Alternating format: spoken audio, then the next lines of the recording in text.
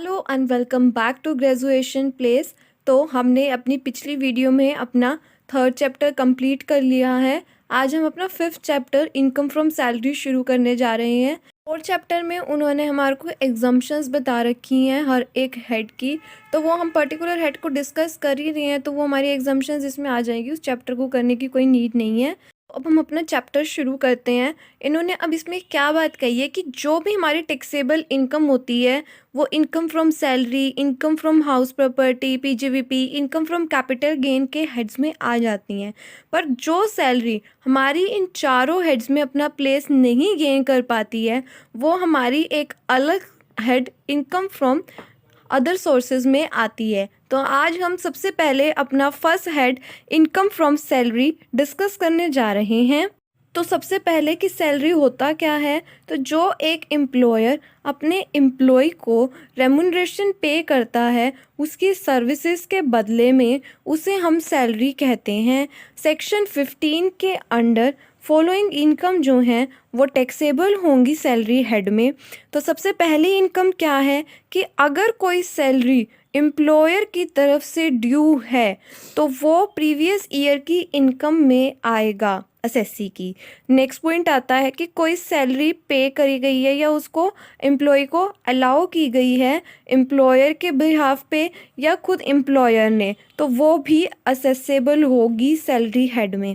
उस कोई arrear salary का पे किया है या उसको अलाउ किया गया है एम्प्लॉयर के बिहाफ पे या एम्प्लॉयर ने खुद ने, जो कि अर्लियर जो प्रीवियस ईयर है उसमें उस पर इनकम टैक्स नहीं चार्ज हुआ है, तो वो भी इस साल असेसेबल होगा सैलरी हेड में। तो ये मेनली हमारे को एम्प्लॉयर और एम्प्लॉय का रिलेशनशिप होना चाहिए, उसके बारे में बता रहे हैं कि अगर कोई एम्प्लॉयर अपने एम्प्लॉय को सैलरी देता है तो वो हमारी इनकम फ्रॉम सैलरी में आती है। सैलरी से रिलेटेड कुछ इंपॉर्टेंट पॉइंट्स हैं। सबसे पहले कि सैलरी क्या होता है, वही कि अगर कोई रेमुनरेशन एम्प्लॉय को एम्प्लॉयर के द्वारा पे किया जाता है उसके सर्विसेज के बदले में, तो उसे हम सैलरी कहते हैं। सेकंड पॉइंट आता है फॉरेन सैलरी एंड पेंशन, कि अगर किसी भी एम्प्लॉय को फॉरेन सैलरी रिसीव हो रही है या पेंशन रिसीव हो रही है तो वो भी सैलरी हेड में टैक्सेबल होगी। फिर आता है relationship of employer and employee, जैसे कि मैंने ऊपर बताया था, अगर एम्प्लॉयर और एम्प्लॉय का रिलेशन होगा तो ही वो सैलरी कहलाई जाएगी, नहीं तो जो उसको रेमुनरेशन किसी और पर्सन से रिसीव होगा वो सैलरी नहीं कहलाई जाएगी और वो सैलरी हेड में टैक्सेबल नहीं होगा। उसके बाद आता है सैलरी एंड प्रोफेशनल इनकम। इसमें क्या आता है कि अगर कोई एक पर्सन जिसका कोई प्रोफेशन है, जैसे कि कोई एक डॉक्टर है, तो अगर वो एक अपना खुद का क्लिनिक खोल के बैठा है और उससे वो पैसे कमा रहा है तो वो उसकी प्रोफेशनल इनकम है। पर वो अगर ये किसी गवर्नमेंट जॉब पे या किसी जॉब के अंडर अपनी सर्विसेज को रेंडर कर रहा है तो वो उसकी सैलरी कहलाई जाएगी। तो मतलब कि अगर वो सैलरी का बेसिस पे काम कर रहा है, मतलब किसी जॉब का काम कर रहा है, तो वो उसकी जो सैलरी वो कमा रहा है वो इनकम फ्रॉम सैलरी में आएगी। और अगर वो अपने प्रोफेशन से कमा रहा है, मतलब कि अपना कोई क्लिनिक खोल कर कमा रहा है, तो वो उसकी प्रोफेशनल जो हमारा हेड होता है profit and gain of business और प्रोफेशन, उस हेड में उसकी वो इनकम जाएगी। तो इन द सेंस इसमें सिर्फ डॉक्टर नहीं कि जो भी कोई प्रोफेशन करता है हर कोई उसमें आ जाएगा। नेक्स्ट पॉइंट आता है receipt from a person other than an employer, मतलब कि वो अगर अपना एम्प्लॉयमेंट के बेसिस पर उसको उसके एम्प्लॉयर से रिसिप्ट ना मिलते हुए किसी अदर पर्सन से रिसिप्ट मिलती है तो वो उसकी इनकम फ्रॉम सैलरी नहीं कहलाएगी, वो उसकी इनकम फ्रॉम अदर सोर्सेज कहलाएगी। जैसे कि एक टीचर है, वो अपने एम्प्लॉयमेंट बेसिस पे ही लगा लो कि उसके लिए तो वो एम्प्लॉयमेंट बेसिस का ही काम हो गया कि वो पेपरों में ड्यूटी देता है, पर उसके लिए उसको एम्प्लॉयर जो है उसका वो पेमेंट नहीं करता है, कोई तीसरा बंदा पेमेंट करता है। मतलब कि जो एग्जामिनेशंस को हैंडल करते हैं वो लोग उसको पैसे दे रहे हैं उसकी ड्यूटीज़ के बदले में, तो वो उसकी इनकम फ्रॉम सैलरी नहीं कहलाई जाएगी, वो उसकी इनकम फ्रॉम अदर सोर्सेज कहलाया जाएगा। नेक्स्ट आता है payment made after cessation of employment, कि अगर वो किसी एम्प्लॉयमेंट को छोड़ देता है, किसी जॉब को छोड़ देता है और अगर उस जॉब की उसको सैलरी रिसीव होती है जो अब तक उसको नहीं हुई थी, तो वो सैलरी अगर उसको रिसीव हो रही है तो वो इनकम फ्रॉम सैलरी में ही आएगी। नेक्स्ट पॉइंट आता है payment made to an employee और टू द विडो और लीगल हायर्स, अगर मतलब किसी एम्प्लॉय की डेथ हो जाती है और उसकी डेथ होने के बाद वो अभी भी एक्टिव सर्विसेज में है, तो वो जो उसको इसकी विडो या लीगल हायर को कंपनसेशन मिलता है वो टैक्सेबल इनकम मानते हुए नहीं किया जाएगा। और नेक्स्ट पॉइंट आता है कि अगर कोई सेंट्रल गवर्नमेंट या स्टेट गवर्नमेंट के द्वारा उसकी विडो या लीगल हायर को कुछ कंपनसेशन मिलता है तो वो भी टैक्सेबल नहीं होगा। बाद आता है पेंशन। तो एक एम्प्लॉयर के रिटायर होने के बाद उसको जो पेंशन रिसीव होती है वो भी उसकी इनकम फ्रॉम सैलरीज में टैक्सेबल होगी। नेक्स्ट पॉइंट आता है एप्लीकेशन ऑफ सैलरी।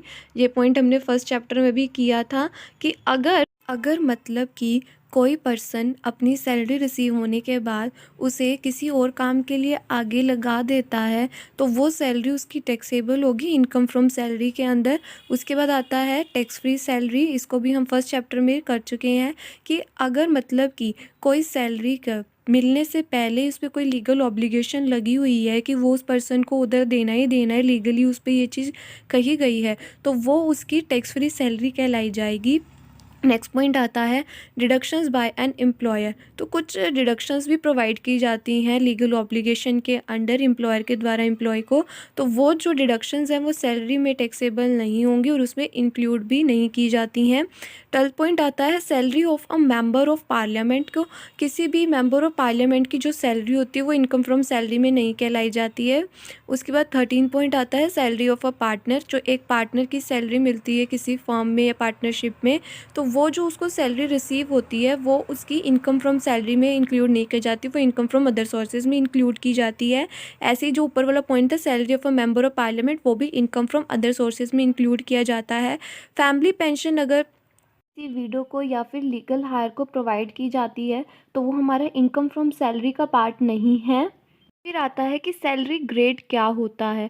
तो हम पहले इसको देखते हैं कि जो 2200, 100, 3200, 5300, 8000, इसी को हम सैलरी ग्रेड कहते हैं। पर अब ये होता क्या है, इसमें क्या होता है कि जब एक एम्प्लॉयर अपने एम्प्लॉय को हायर करता है तो वो उसको एक सैलरी ग्रेड प्रोवाइड करवाता है जो कि एम्प्लॉय को ये चीज़ बताता है कि उसकी सैलरी स्टार्टिंग में कितनी होएगी और एंडिंग के टाइम पर कितनी होएगी। मतलब एक पर्टिकुलर लिमिट दे दी जाती है कि उससे ज़्यादा उसकी सैलरी नहीं बढ़ेगी, और वो बीच में किस तरह से उसकी सैलरी बढ़ेगी अब हम उस चीज़ को देखते हैं।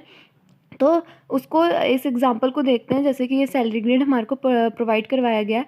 तो हम इसको देखते हैं कि उसने सबसे पहले क्या बात की है कि जब एक एम्प्लॉय हायर किया जाएगा तो उस टाइम पर उसकी पहले वाली जो सैलरी होगी वो 2200 होएगी।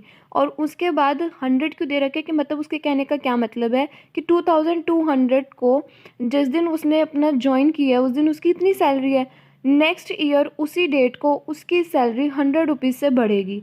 हर साल उसी डेट को उसकी तब तक बढ़ती रहेगी 100 रुपीज़ से, तब तक उसकी 3000 नहीं हो जाती। 3000 होने के बाद उसी डेट को उसकी 200 से बढ़नी शुरू हो जाएगी। फिर उसके बाद वो 5000 तक बढ़ेगी 200 की अमाउंट से। जब 5000 हो जाएंगे तो वो 300 के अमाउंट से बढ़नी शुरू हो, फिर उसके बाद उसकी 300 तब तक बढ़ती रहेगी जब तक कि वो 8000 नहीं हो जाती है।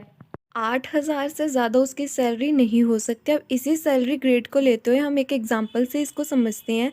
जैसे कि उस एम्प्लॉय को 1 जुलाई 2009 को हायर किया गया था। अब उसकी प्रीवियस ईयर 2020 मतलब कि 20 और 21 का निकालना है। असेसमेंट ईयर 21-22 के लिए उसकी इनकम निकालनी है।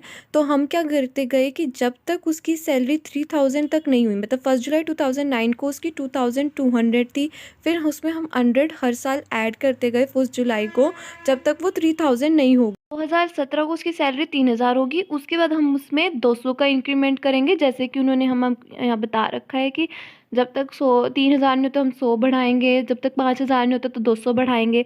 तो 3000 होने के बाद हम इसमें 200 ऐड करते जा रहे हैं। हमने इसको 2021 तक इसलिए लिया है क्योंकि हमारे को प्रीवियस ईयर का निकालना है इनकम, जो कि 2020-2021 की है। तो प्रीवियस ईयर की सैलरी किस तरह से निकलेगी कि देखो, हमारा सबसे पहले फाइनेंशियल ईयर होता है 1 अप्रैल से लेकर 31 मार्च तक का, और इसमें हमारे को 1 जुलाई से लेकर 30 जून तक हमारी सैलरी सेम रहती है। उसके बाद अगले साल की 1 जुलाई, मतलब कि 1 जुलाई से लेकर अगले साल के 30 जून तक वो हमारी सैलरी सेम रहेगी। अगले साल के जो 1 जुलाई है उस पर हमारी सैलरी जाकर चेंज होती है। तो अब इस क्वेश्चन में वही हो गया कि हमारे को प्रीवियस ईयर का 2020 का और 2021 का इनकम निकालना है। तो 1 अप्रैल से लेके 30 जून तक, तो इट मीन्स वो जो हमारे 2019 की सैलरी हुई वो होगी ना। तो हमने इसमें वो करा कि फ्रॉम 1 अप्रैल 2020 टू 30 जून 2020, तो वो हमारे 3 महीने की सैलरी हो गई जो हमारे पिछले साल की सैलरी से चेंज हुई है। तो वो हमने 3400 इंटू 3 ले लिया। उसके बाद हमारे 1 जुलाई से सैलरी चेंज हो रही है और वो 31 मार्च तक सेम रहेगी क्योंकि वो 30 जून को चेंज होएगी। तो हमने अगले साल की 3600 सैलरी ले ली, इंटू में वो 9 महीने बचे थे तो इंटू में 9, 10,200 3 महीने की आ गई, 17,400 9 मंथ्स की आ गई, तो टोटल 27,600 आ गई। तो ये होता है कि हम किस तरह से सैलरी ग्रेड के क्वेश्चंस को करते हैं। उसके बाद हमारा नेक्स्ट पॉइंट आता है ड्यू डेट ऑफ सैलरी, कि अब हमारी सैलरी ड्यू कब होती है। इस चीज़ का भी बहुत ज़्यादा फ़र्क पड़ता है उस पर्सन की इनकम पर। तो सबसे पहले कि अगर कोई एम्प्लॉय गवर्नमेंट या सेमी गवर्नमेंट है तो उसके लिए जो सैलरी ड्यू होती है वो 10+2 मंथ्स के बेसिस पर होती है। कैसे कि जो गवर्नमेंट एम्प्लॉयज़ होते हैं ना, उनकी सैलरी जो होती है वो उनको नेक्स्ट मंथ की 1st डेट को मिलती है। तो इस तरीके से जो उनका फाइनेंशियल ईयर 1 अप्रैल से 31 मार्च का होता है तो उनको सिर्फ फेब तक की मिलती है और मार्च की अगले साल मिलती है। तो एक तो मार्च की हो गई और उसके बाद अप्रैल से लेकर जो हमारे दिसंबर तक की हो गई। तो फिर मार्च से लेकर दिसंबर तक 10 मंथ्स हो गए और जो उनको जनवरी और फेब की मिलती है क्योंकि मार्च की तो उनको अगले साल मिल गई, तो इसलिए इनका 10+2। फिर आता है employees of non government and banks, तो इनको 9+3 के बेसिस पे कैसे मिलती है। एम्प्लॉयज़ को जो सैलरी मिलती है वो मंथ की एंडिंग में ही मिल जाती है। तो फिर इनका 1 अप्रैल से लेकर 31 मार्च तक वही चलता है। तो 9 मंथ्स अप्रैल से लेकर दिसंबर तक और जनवरी से लेकर मार्च तक 3 मंथ्स। तो इनका 9+3 और गवर्नमेंट वालों का 10+2। बेसिक सैलरी को छोड़ के, बेसिक सैलरी तो हमने कर ली कि जो उसको रेमुनरेशन मिलता है उसके सर्विसेज के बदले में, साथ में उसको कुछ अलाउंसेस मिलते हैं, प्रिक्विजिट्स मिलते हैं, कुछ profit in lieu of salary, तो सैलरी के साथ साथ कुछ प्रॉफिट्स वगैरह मिलते हैं। तो इन सबको मिलाकर उसको ग्रॉस सैलरी मिलती है। उसमें से हम कुछ डिडक्शंस लेस करते हैं जो कि सेक्शन 16 के अंडर आती हैं। उसके बाद हमारी टैक्सेबल सैलरी आती है। तो मेन पार्ट हमारा सैलरी का अब शुरू होता है। आज हमने सैलरी का बेसिक मीनिंग और उसमें क्या क्या चीज़ें टैक्सेबल होती हैं वो करी थी और कल हम इसके अलाउंसेस करेंगे। आज हमारा बेसिक सैलरी वाला पॉइंट क्लियर हो चुका है और आज के लिए बस इतना ही। अगर आपको मेरी ये वीडियो पसंद आई हो तो please do like, subscribe and share my channel and don't forget to press the bell icon. और अगर आपको मेरे ये लिखे हुए नोट्स चाहिए तो आप मुझे मेरी जीमेल पे कांटेक्ट कर सकते हैं। My Gmail ID graduationplace756@gmail.com। Thank you.